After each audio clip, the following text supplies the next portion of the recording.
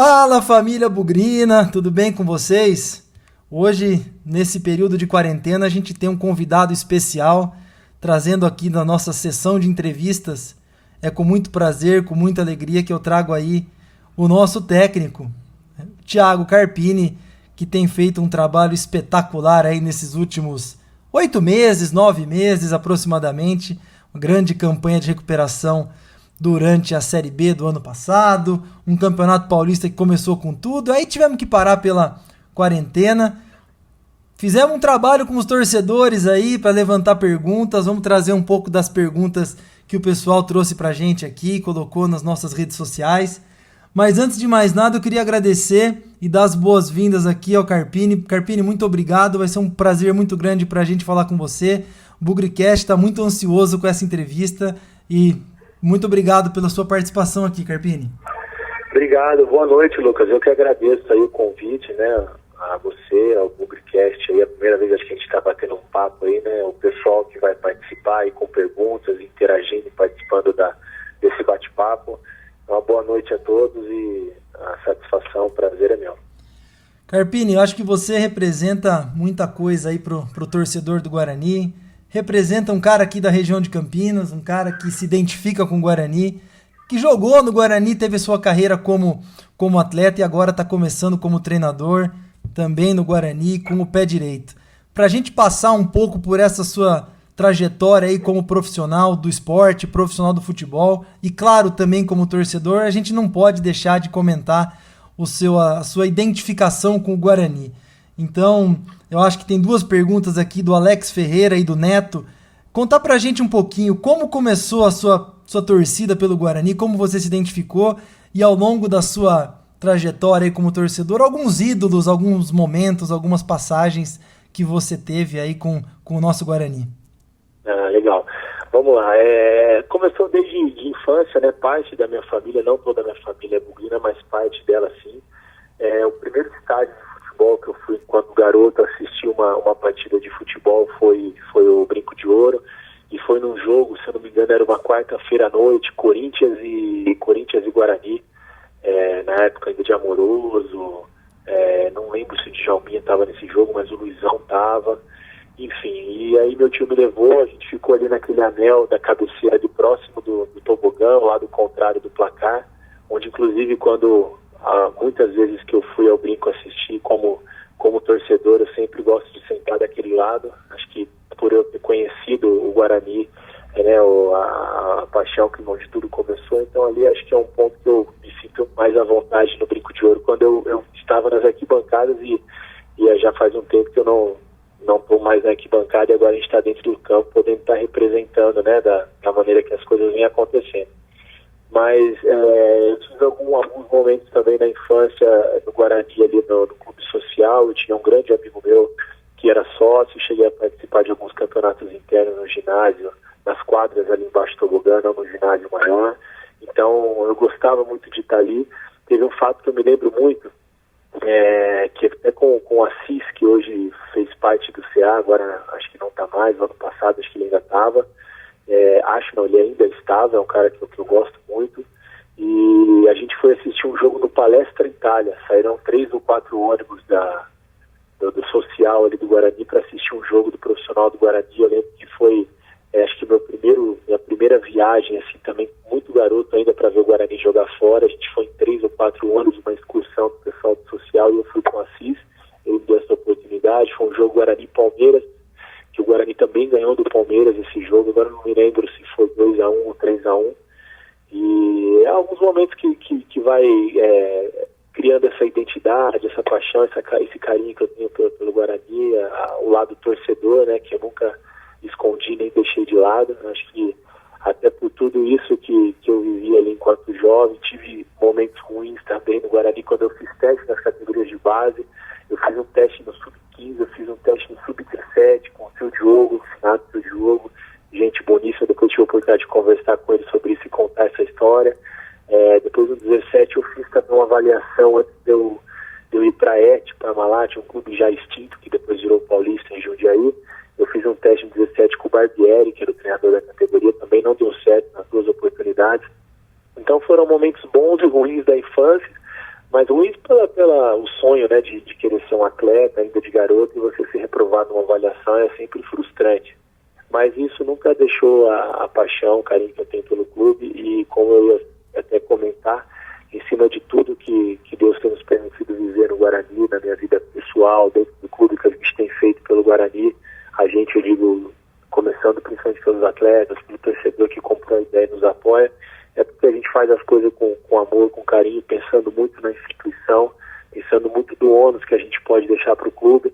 Então acho que quando a gente faz as coisas com carinho, com amor, com prudência e com a verdade, o resultado ele aparece e as coisas têm caminhado como prova disso.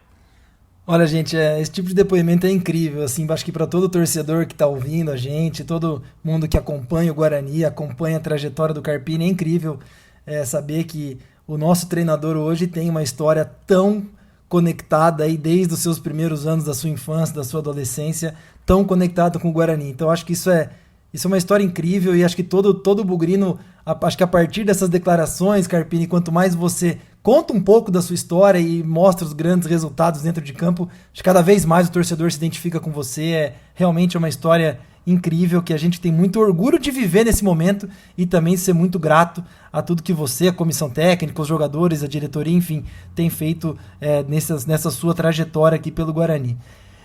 Não, cara, é até difícil a gente falar, né? Porque o Guarani e o torcedor, como você mesmo falou, vocês são muito gratos a mim, mas pode ter certeza que eu sou muito mais grato a todos vocês, não só o torcedor, principalmente esse clube, por tudo que ele proporcionou na minha carreira ainda enquanto atleta, e essa transição agora, essa nova etapa da minha vida, da maneira que as coisas têm acontecido. Não seria possível isso acontecer se não fosse o clube com a grandeza do Guarani, com o tamanho dessa camisa, dessa história. A gente conhece, né, um celeiro de craques, quantos jogadores a gente viu nascer ali no Brinco e jogar, e o Guarani nos últimos anos vivendo momentos tão difíceis. E enquanto atleta, eu já cheguei no Guarani numa situação bem complicada, foi em 2014, uma renúncia do então presidente Álvaro, uma situação muito difícil, 4 meses para atrasado. Eu lembro que na época a gente reunia alguns atletas para a gente fazer cestas básicas, né, comprar, fazer uma vaquinha ali, distribuir para os funcionários. Foi assim, o Guarani chegou muito próximo do fim. Teve um jogo do fim, assim que eu digo, né, até exagerando um pouco, mas era uma situação complicadíssima, porque a gente estava muito próximo do rebaixamento para a Série D. Nós fomos jogar contra o Juventude, lá em Bragança Paulista, com portões fechados, né? Não sei se era alguma punição na época, não lembro, ou se era alguma coisa da reforma da Copa do Mundo, na Nigéria, ficar no Brinco. E a gente ganhou do Juventude, que era o líder da Série C, de 1-0, mais de 30 do segundo tempo, com o gol do Silas, o finado Silas, um grande amigo que eu tive, e que faleceu ano passado, né, com a doença terrível. E ali foi um momento que marcou muito, porque se a gente perde aquele jogo, a gente praticamente estaria decretado talvez um rebaixamento para a Série D. E eu não sei se o Guarani teria forças para se recuperar, se reinventar, né, apesar de toda a grandeza. Então, eu, enquanto atleta, eu queria ter contribuído muito mais para o Guarani, né, em alguns momentos de acesso, de título, isso não foi possível, mas enquanto eu tive vestindo essa camisa dentro das minhas limitações, eu procurei sempre me empenhar, fazer o meu melhor, ajudar um clube como um todo, né, todos os funcionários. Tanto é que muito desse sucesso que a gente vem vivendo, né, se deve muito a isso tudo, porque são os mesmos funcionários. Ainda é o Wagner Roupeiro, é o Dina, né, são as tias da lavaderia, as tias da cozinha que me viram jogar ali, o alemão do campo, essa rapaziada que eu gosto demais, eu faço questão de todos os dias falar com todos eles, né. Hoje a gente está dando um papel de líder, assim, mas nada mudou. Então eu falo com eles, né, e hoje a gente está vivendo um momento melhor, e eu vejo que todos eles torcem por mim, né, por ver todo o carinho, tudo que eu já vivi ali dentro, naquele momento de 2014, 15, 16, e agora a gente está conseguindo proporcionar situações melhores para o clube. Então, acho que quando você tem todo o entorno, por mais que a gente saiba dos problemas e das dificuldades, eu sempre falo, né, pessoal lá, que a gente já conhece os problemas do clube, não adianta a gente ficar batendo em cima disso, a gente tem que buscar soluções. E as soluções é a gente fazer bons jogos, a gente fazer bons elencos, a gente buscar as vitórias, né, a gente colocar o Guarani em situações melhores. E a torcida de toda essa não digo nem a staff, né, esse pessoal que está ao redor da staff, que faz realmente o clube funcionar, que nem aparece. O seu Zé, que eu citei ele até no dia da premiação do Cidadão Campineiro, que também Então você vê o carinho, a maneira que eles torcem por mim, torcem pelo Guarani, vendo a verdade, isso contribui muito para todo esse sucesso nosso. Eu acho que essa conexão é incrível, é fundamental. Eu vou aproveitar a sua passagem pelo Guarani em 2014. É claro que você contou um pouco aí da sua trajetória, começando na base, depois passou por outros times aí do Brasil, apareceu no Guarani de novo, né? Voltando em 2014. E aí o Wagner Luiz, aqui, nosso ouvinte também, ele mandou uma pergunta com base numa declaração sua, que eu acho que você falou um pouco agora, né? Quando você deixou o Guarani em 2016, você falou que, poxa, eu fico chateado pela dispensa, mas quando a gente começa a contestar o que está errado em benefício do próprio Guarani, incomoda muita gente. Eu acho que era um momento, 2014, 15, 16, que você via muita coisa que você não concordava, enfim, e agora tem a oportunidade aí de novo, não reclamar dos problemas, mas trazer as soluções, né? Acho que eram momentos muito difíceis aí que você passou e agora a oportunidade de escrever a história de uma outra forma, né? Wagner, né, que fez a pergunta? Wagner, ele mesmo.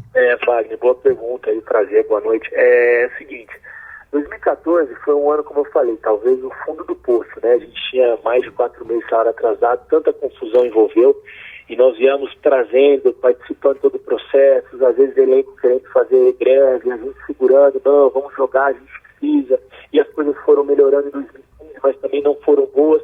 Em 2016, que foi o ano do acesso, eu gostaria muito de estar presente naquele até o final do ano, que eu tinha um contrato, e participar do acesso. Mas foi o que eu falei, quando você começa a falar algumas verdades dentro do clube, ainda mesmo enquanto atleta, você começa a incomodar muita gente, né? Então, assim, é mais fácil você ser conivente com tudo que você vê do que, às vezes, você enfrentar. E eu não trabalho dessa maneira, talvez, não sei se é errado, né? Já deixei de lado muitas situações, a gente acaba até perdendo amizades por conta disso, mas eu acho que isso são princípios, eu não abro mão. E Wagner, eu não penso que agora é diferente, né? A gente continua incomodando muita gente, eu sei que tem muita gente, às vezes, dentro do clube, ou que já viveu ali dentro do clube, que não está feliz com o nosso sucesso, né? Porque às vezes você começa a interferir em algumas situações que eram conveniente para as pessoas, e hoje a gente pensa muito na instituição, então não tem mais isso no Guarani. O Ricardo, é bom frisar também que o presidente tem me dado toda essa autonomia de fazer o futebol mesmo. O Michel chegou para me ajudar demais. Então as mesmas dificuldades que eu tive em 2016, quando eu fui dispensado daquela maneira, que eu me senti muito magoado da maneira que aconteceu, eu tenho as mesmas dificuldades. O que me sustenta ainda no Guarani, à frente do clube, são os resultados, que a partir do momento que eu me enfraquecer com os resultados e que as coisas não acontecerem e talvez o torcedor ficar chateado, aí é um momento que essas pessoas podem tentar tirar proveito disso e fazer o que eles de repente esperam, né? As trocas, que isso é inevitável, é natural. Eu fico já pensando no futuro, eu fico chateado porque a gente sabe que tudo no futebol é um ciclo, né? Começo, meio e fim. Eu espero que o fim demore ainda a acontecer, ou ele acontece porque os resultados não vêm, eu sou demitido, ou novas possibilidades, novos desafios se abrem na minha vida, mas eu não sei como vai ser em outro clube, em outro desafio, né? Porque a passagem no Guarani, sem dúvida, ela está sendo muito marcante. Então, Wagner, as mesmas dificuldades que eu tenho lá, eu tenho aqui. O que me sustenta são resultados e está fazendo a verdade, tentando ser justo e coerente. Erro pra caramba, erro demais, por isso que eu acerto, mas não que benefício próprio, sempre errando, achando que aquilo é o melhor para o clube, é o melhor para os atletas, é o melhor para o nosso momento. Mas eu acho que a gente tem acertado mais do que errado desde o ano passado. Eu acho que os resultados, né, o acesso da Série C para a Série B do ano passado praticamente, essa campanha sólida, consistente, com uma folha bem enxuta dentro da nossa realidade, isso tudo prova que a gente tem feito certo, mas continua incomodando muita gente.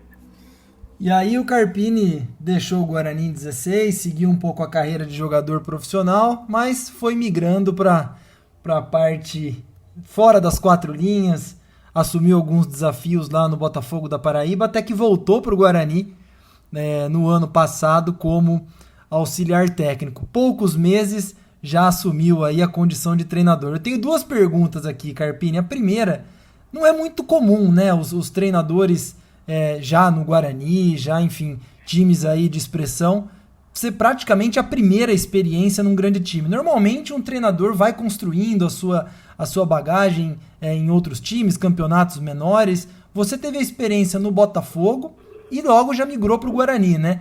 E também quero emendar a pergunta aqui, tanto do Eduardo quanto do Guilherme. Poxa, com pouca experiência, aquele friozinho na barriga de assumir o Guarani em último lugar, o que passou pela sua cabeça naquele momento, seja pela experiência de um treinador novato ainda, começando a carreira, seja por ver o Guarani, o seu time de coração, com tanta relação pessoal, no último lugar da Série B? É complicado, vamos lá. Como você falou, né, até no Guarani eu já vinha me preparando para essa mudança de carreira, né, de rumo na vida. Eu vinha fazendo faculdade, né, fazendo educação física, ainda enquanto atleta. Depois eu saí do Guarani, eu joguei mais um campeonato mineiro pela Caldense, depois eu fiz mais uma cirurgia e eu resolvi encerrar.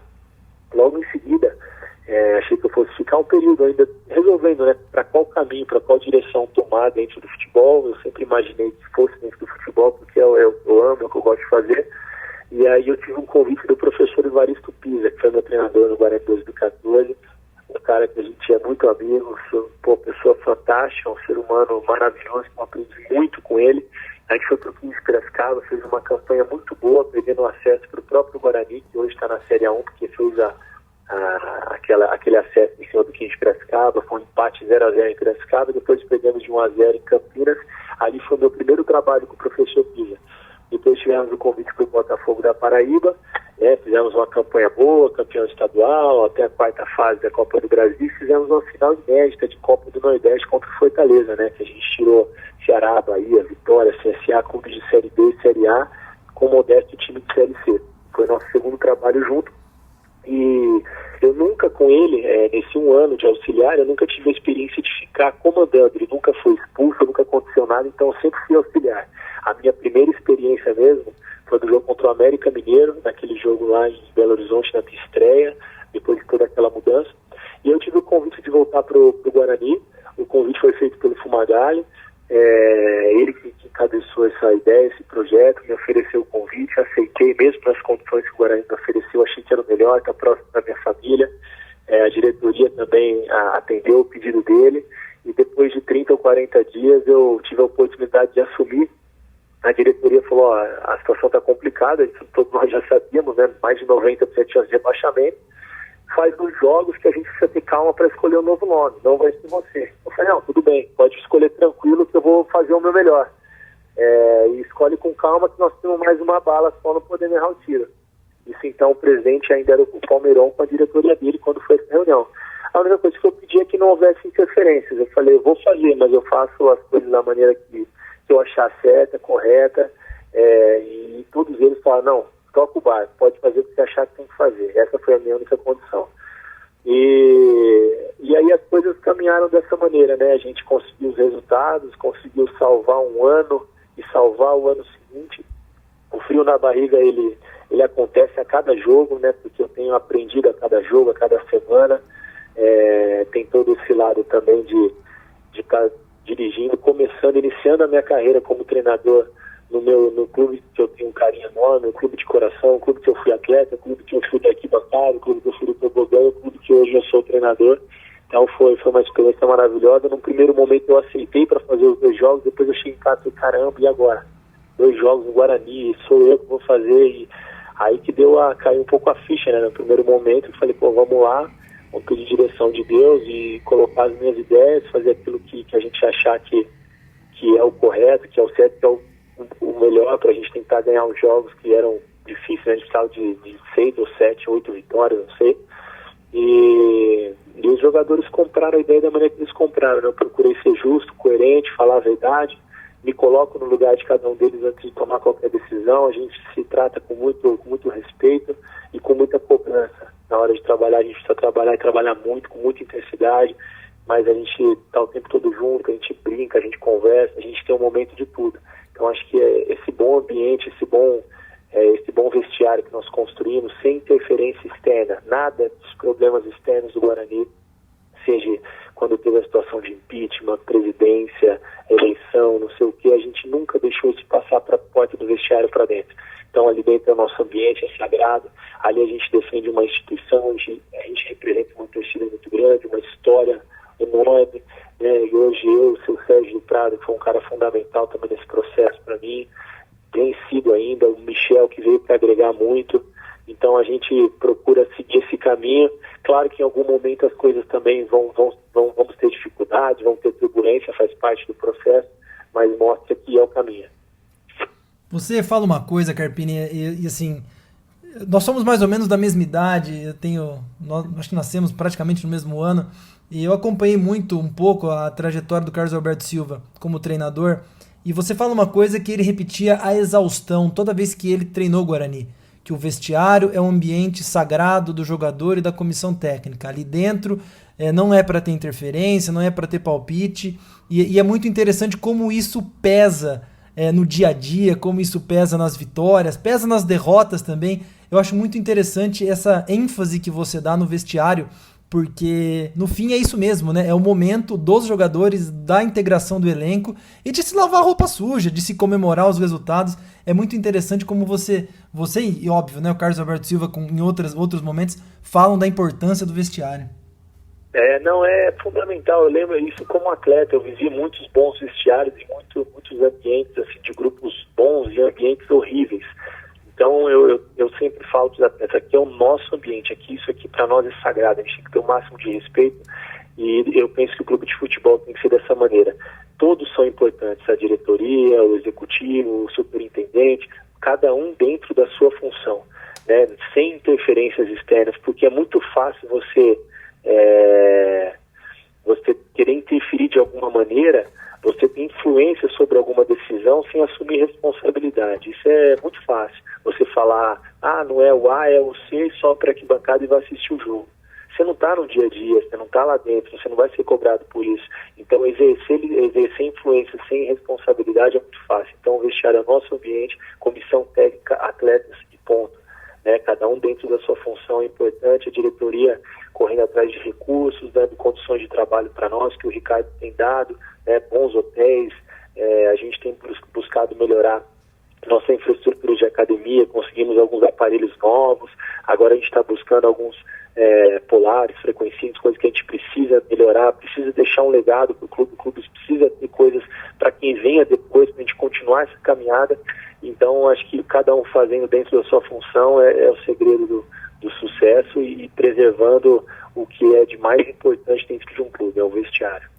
Carpini, uma pergunta aí do ponto de vista de desenvolvimento como profissional, aí, acho que a pergunta do Murilo Batistel, ele tem um canal no YouTube, chama Canal Bugrino, é uma pergunta, nem sei se deu tempo nessa sua transição aí entre jogador e treinador, auxiliar, enfim, tem algum técnico, algum modelo de trabalho que você se inspira, que você procura ler, que você procura estudar, alguma influência, assim, seja do passado, seja mais antigo, ou do passado mais recente, ou da atualidade, que seja uma referência como treinador para você?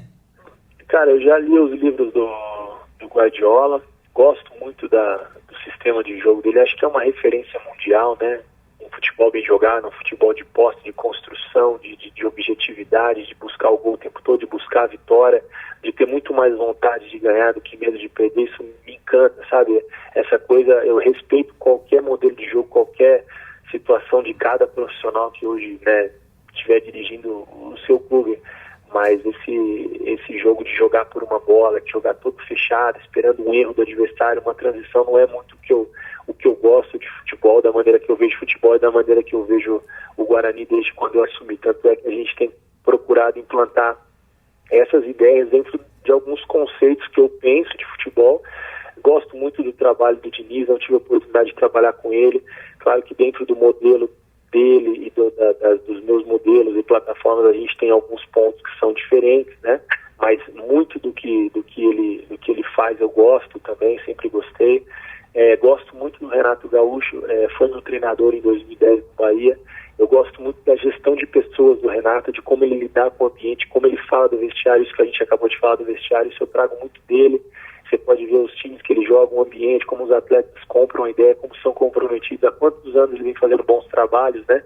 Então, assim, é um pouco de cada um, alguns treinadores que eu tive a oportunidade de trabalhar, outros não, outros que você acaba lendo alguma coisa e aprendendo. Então, disso tudo um pouco você acaba formando a sua maneira em cima das minhas convicções, das minhas ideias de futebol, de um jogo bem jogado. Então é dessa maneira que eu penso para o Guarani, e historicamente nós que somos bugrinos, a gente sabe qual que é o DNA do clube. O DNA do Guarani é de grandes craques. O Guarani sempre teve um camisa 10, o Guarani sempre teve um camisa 9, o Guarani sempre foi um time que jogou, que tem posse, que tem jogadores de capacidade técnica, nunca foi um time de jogar por uma bola, de se defender o tempo todo. Então a gente precisa resgatar essa identidade. Se você buscar na história quantos craques passaram pelo Guarani, de talentosíssimos, de capacidades técnicas incríveis e brilharam também em outros clubes. Então essa é a identidade do Guarani. Eu vou fazer um parênteses aqui, Carpini. Eu não sei se todo mundo vai lembrar, eu lembro muito bem, você com certeza, né? Mas na primeira vez que o Carpini foi treinador do Guarani, naquele jogo contra o América de Minas, eu lembro que eu fiquei bastante bravo no final do jogo, com você inclusive, Carpini, mas ali já ficou bem a sua característica e é até legal para resgatar, que fecha com tudo que você acabou de falar. O jogo estava 2-2 e você fez uma substituição para ganhar o jogo. Você tirou o David, que era o nosso único volante, camisa 5 ali, marcador, e eu não lembro, colocou acho que o David Souza, colocou o time pro ataque. Eu sei que quem ficou ali meio na marcação era o Igor e o Arthur Rezende, que não são volantes de marcação. Você foi pra cima pra ganhar o jogo. O jogo tava 2-2 e eu fiquei bravo, porque no final o América fez 3-2 e valia mais um ponto ali do que tentar os 3. Enfim, o que aconteceu depois é história, mas acho que já deixou sua marca bem clara ali, que naquele seu primeiro jogo, na sua primeira oportunidade, você foi atrás da vitória, foi atrás de ganhar o jogo. Sim, verdade, bem lembrado. E acho que é o que eu falei, né? Isso é uma característica, uma ideia de jogo, igual eu falei, certo ou errado, a gente não sabe. Acho que futebol, na verdade, por isso que eu respeito todas as opiniões, as críticas, igual você falou, eu mesmo não gostei, não faria isso, respeito demais, entendo. Eu acho que não tem o certo e o errado, não tem o que eu penso, o que você pensa, tem o que dá certo.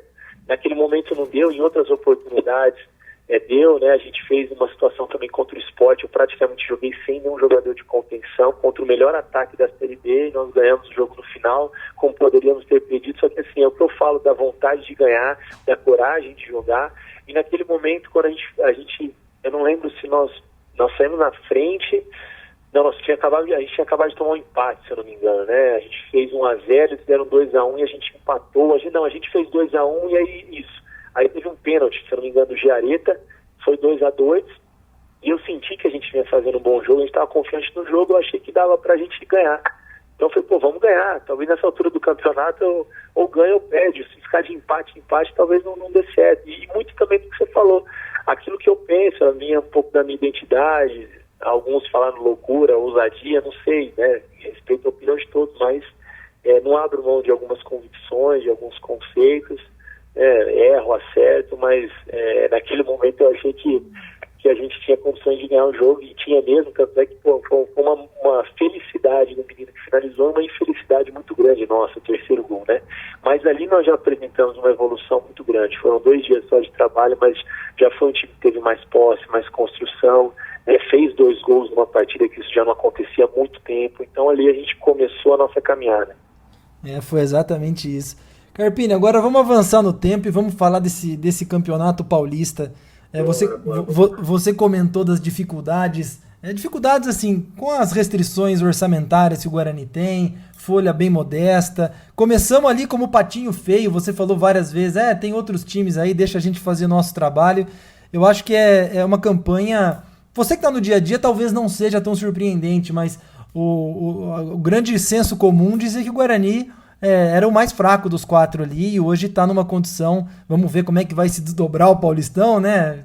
Quando volta, já oficialmente disseram que vai voltar, mas é uma campanha, acho que de muito orgulho para você e para toda a torcida também. Não, com certeza, muito orgulho, muito feliz pelo que esses atletas entregaram. Eu falei sem demagogia, né? Tanto é que, se a gente for falar só do investimento da nossa chave entre Red Bull, Corinthians e Ferroviária, o Guarani era o mesmo patinho feio, só que o futebol não se resume a dinheiro, se resume ao que esses atletas têm, né? A paixão pelo que faz, competência, competitividade. A gente tem um padrão bem definido, eles compraram a ideia, né? Os que eram remanescentes, os que chegaram dentro da nossa realidade, todo mundo com fome, todo mundo buscando o seu espaço, buscando situações melhores. Então, dessa maneira, a gente caminhou. Eu sempre coloquei isso, que a gente era a quarta força da chave, que a nossa briga era para não cair, né? E muitos colocavam aí, se você colocar dois, três, quatro clubes que brigariam por rebaixamento, muita gente colocou o Guarani nessa conta. Mas internamente a nossa conversa é totalmente o oposto disso, né? Então a gente sabe ali dentro, os atletas sabem o que eu preguei para eles, o que eu falei, o que eles acreditaram, o que eles fizeram e têm feito. A notícia ótima, né, que o campeonato vai terminar, isso é muito importante para a credibilidade do campeonato, para a nossa sequência, o que é mais justo, né, já percorremos aí 80% da competição, nós temos chances reais aí de classificação, a gente não pode cravar uma classificação assim, que temos mais 2 jogos, mas numa chave extremamente difícil, um grupo da morte. Nós fomos de 10 rodadas, a gente foi acho que 6 ou 7 rodadas, a gente foi líder, as outras a gente foi segundo, nós nunca tivemos fora dos 2 de classificação, então foi uma campanha sólida, consistente, segura, aquilo que nós falamos, né? Primeiro momento não atingir a pontuação para não cair, fazer uma campanha segura, depois sonhar e trabalhar por coisas maiores, que é o que a gente vai buscar agora, esses 2 jogos que nos restam aí, assim que tiver data, tiver um retorno. Acho que agora o mais importante é a saúde mundial, é o cuidado de todas as pessoas, né, da gente se proteger, e depois, quando o futebol retornar aí, a gente vai buscar coisas maiores, com certeza. Carpini, o último jogo antes da parada foi o derby. O que dá para falar desse derby? Porque a gente poderia fazer uma entrevista aqui de 1h30 só do derby. Só do derby. Mas conta um pouco aí da emoção do jogo, da dificuldade, da virada, da festa do lado de fora. Eu acho que ali foi um momento pro bugrino ímpar nos últimos muitos anos. A gente teve muitas alegrias, é claro, mas eu acho que tudo aquilo que cercou os bastidores do jogo, a condição do primeiro tempo, enfim. Fala um pouco de como foi. Tem uma pergunta aqui, deixa eu ver, de 2 bugrinos, do Thiago Henrique e do Eduardo Braga. Querem saber o que você falou no intervalo, que parece que foi uma conversa um pouco mais dura com o pessoal. Fala um pouco desse dia, assim, como foi o derby, porque a gente não vai esquecer tão cedo. Claro, não, eu acho que a gente não vai esquecer nunca, né, Lucas? Eles fizeram história, a gente fez um jogo maravilhoso. Acho que tudo, da maneira que foi o script, não poderia ter sido melhor. Uma vitória talvez por 2-0, 3-0 não seria ótima também, mas da maneira que fez história, né? Quebrou um tabu de muitos anos, quase 8 anos, já ia completar acho que 8 anos que a gente não vencia. E muita gente me pergunta no vestiário de como é, né? Porque às vezes o pessoal fala, foi mais duro e tal, e ninguém vê muito em mim esse lado, mas acho que quando a gente precisa intervir de uma maneira mais firme, eles entendem, né? Eles entenderam. Eu falei muitas coisas para ele, falei, dentro de uma delas, acho que uma que marcou muito, eu falei, nada vai apagar o que vocês fizeram nesse Paulistão, essa história que vocês estão escrevendo aqui nesse clube, mas uma derrota no clássico vai ficar manchada, ainda mais dessa maneira. E a outra situação, entre muitas coisas que eu falei naquele momento, né, coisas ali internas, nossa, de correções, e um pouco mais firme, no finalzinho da palestra, antes deles voltarem do segundo tempo, eu falei, a gente vai voltar agora, e antes de 10 minutos a gente faz o primeiro gol. Antes de 10 minutos a gente vai fazer o primeiro gol, a gente vai empatar, a gente vai virar. Vocês acreditam? Os caras começaram a gritar, ver aquela energia bacana, não, vamos. Eu sei que a gente fez o gol, acho que com 10 minutos e pouquinho. Se você observar na imagem, que foi o Pérez, o Leandro Almeida veio correndo bem próximo do banco e falou, quanto tempo tem, Carpa? Eu falei, tá menos que 10, agora vamos empatar e vamos virar. Não, bora, vamos virar. Então, tipo assim, você viu ali que os caras estavam numa energia, num veneno, porque a gente sabe que o primeiro tempo, falando um pouco do derby, assim, no geral, o primeiro tempo a gente teve a posse, teve o controle, mas a gente não conseguiu agredir da maneira que a gente trabalhou a semana, e foi muito boa a semana, até por isso algumas mudanças que eu fiz dentro daquilo que eu acreditava para tentar surpreender o adversário. Acho que no futebol, em algum momento, você tem que fazer algo diferente. Ninguém esperaria fazer algo diferente num clássico, mas eu acho que, como eu falo sempre, o nosso time do Guarani não tem medo de arriscar, não tem medo de perder, a gente tem muita vontade de ganhar.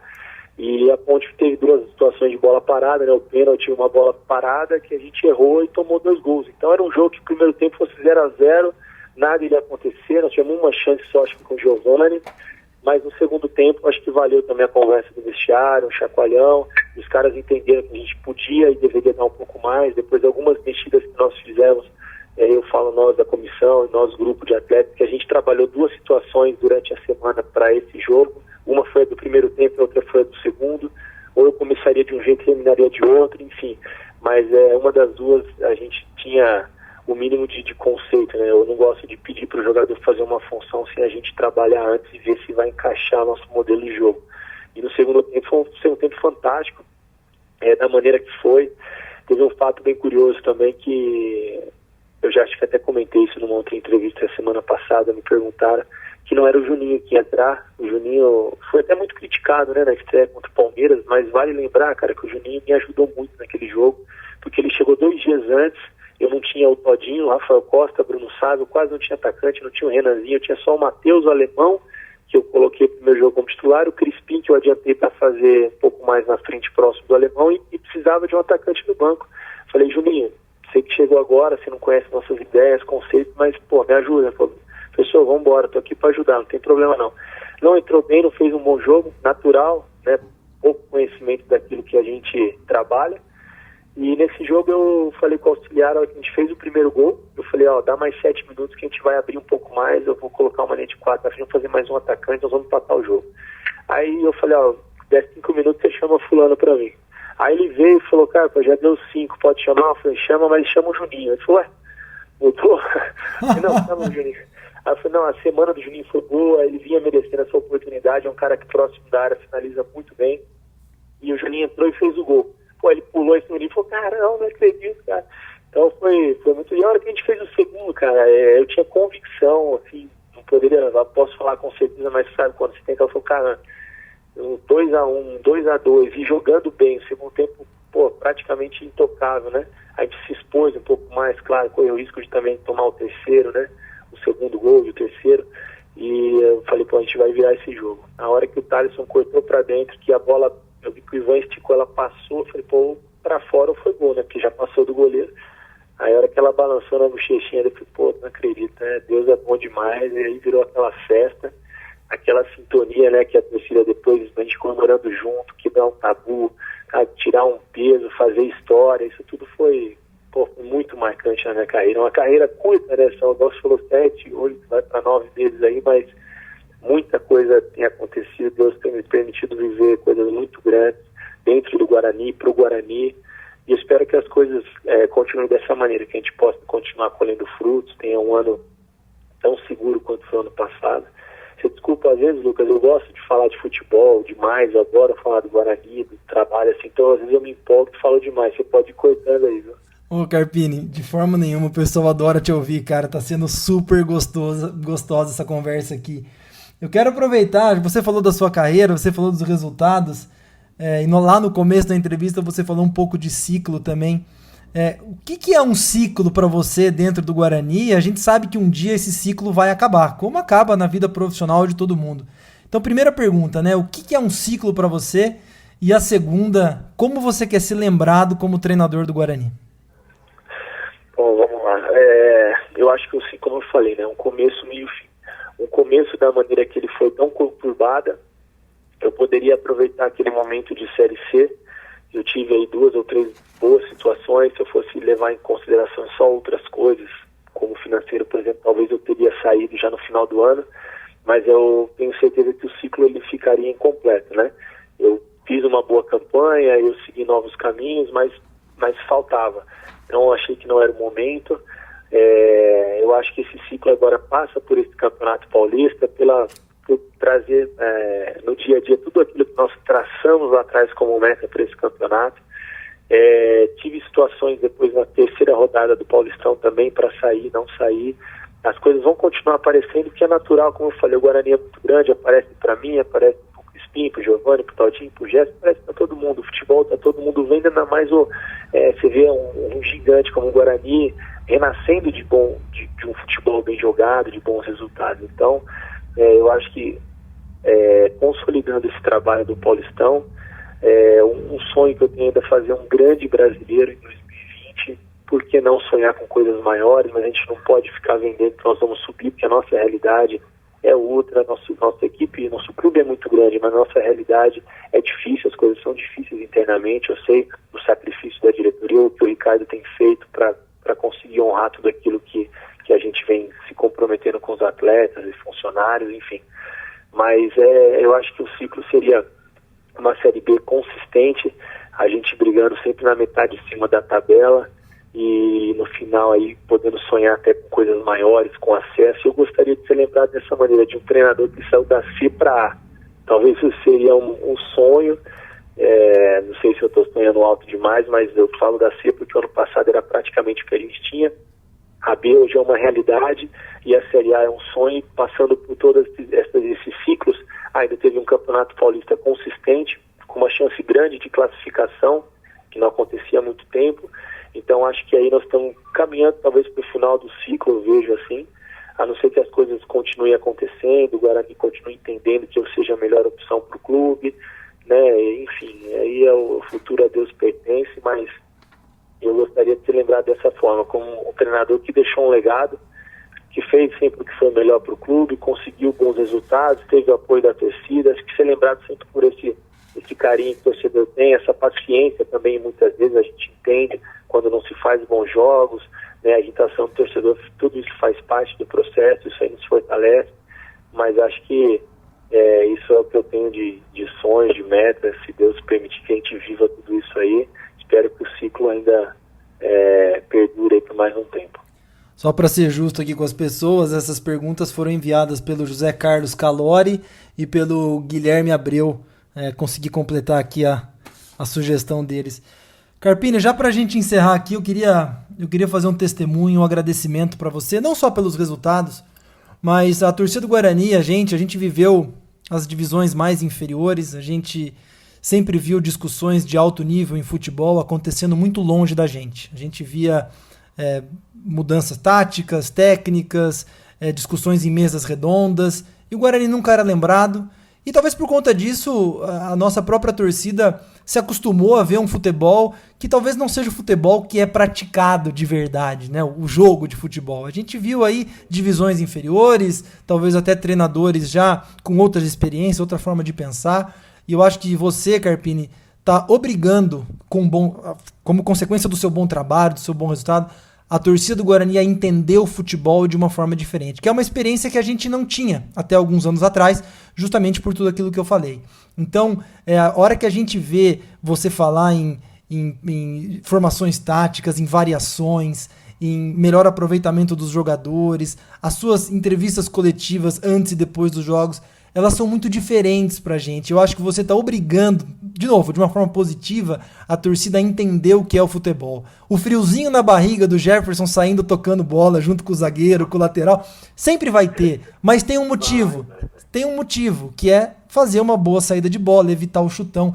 Então, tudo isso eu acho que faz parte de um processo que você é muito determinante. Então, esse agradecimento que eu queria fazer. A gente sempre esteve muito longe da discussão de futebol de alto nível. E o seu trabalho, junto com os jogadores, da comissão técnica, tem ajudado a gente a se sentir mais próximo do que é o futebol de verdade, sabe? Ô Lucas, obrigado pelas palavras, cara. Até me arrepiei aqui de coração. Obrigado pela confiança, por tudo que vocês fazem por nós. E quando eu falo tudo, cara, não me entenda mal, assim, não só os elogios, mas as críticas também, cara, porque eu falo de coração, elas são muito construtivas, porque te leva a pensar, a refletir, porque a gente não é dono da verdade, a gente tem ideias, conceitos, mas a gente aprende com todos. E é isso, o Guarani, acho que o futebol, como você falou, o futebol atual, ele requer situações táticas, onde você trabalha conceitos dentro da partida para você ganhar segundos importantes, para você trazer a bola em bloco mais próximo do gol adversário. Às vezes você fazendo uma construção com o goleiro, isso é um pensamento meu, você traz ali jogadores para uma pressão, quando você quebra uma linha, você tem superioridade no seu campo ofensivo. Então tudo isso a gente não coloca, eu não quero ser o professor Pardal nem inventar nada, mas são ideias que eu tenho de jogo, que eu vejo de alguns grandes treinadores que eu admiro, e que eu tenho certeza que o Guarani consegue colocar isso em prática, porque é a nossa identidade, porque esses jogadores são muito comprometidos principalmente, e a gente vai continuar dessa maneira, sempre buscando melhorar, ser melhor, estar o mais próximo da perfeição possível, né, aprendendo, acertando, errando, e isso que é o mais importante, colocando o Guarani nos lugares que o Guarani merece, né, um clube que é campeão brasileiro da Série A, como você falou, há tantos anos, né, vivendo divisões inferiores, Série C, rebaixamento atrás de rebaixamento. Eu acho que a gente precisa mudar alguns conceitos, algumas formas de pensar, e é um legado que fica para o clube, e eu vejo que tem que ser dessa maneira. Eu só complemento aqui dizendo, Carpini, a gente sempre ouviu falar que o futebol se joga com o pé e se joga com a bola. E com o passar do tempo ele tem sido jogado cada vez mais com a cabeça, com a inteligência, com o pensamento, e é mais ou menos isso que eu quis dizer quando o seu trabalho, a sua forma de pensar o futebol faz a torcida entender que o futebol também se joga com a cabeça. Não é só correr para frente ou recuar para defender e chutar a bola. É muito mais do que isso, que mudou bastante e que felizmente hoje a gente está mais próximo dessa realidade.